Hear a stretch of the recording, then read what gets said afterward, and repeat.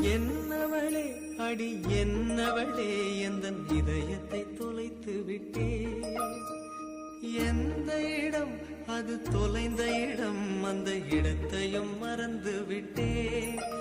உந்தன் கால் கொலுசில் அது தொலைந்ததென்று உந்தன் காலடி தேடி வந்தே.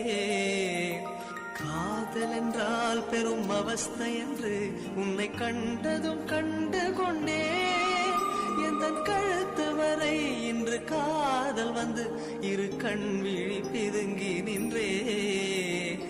என்னவளே அடி என்னவளே எந்தன் இதயத்தை தொலைத்து விட்டே.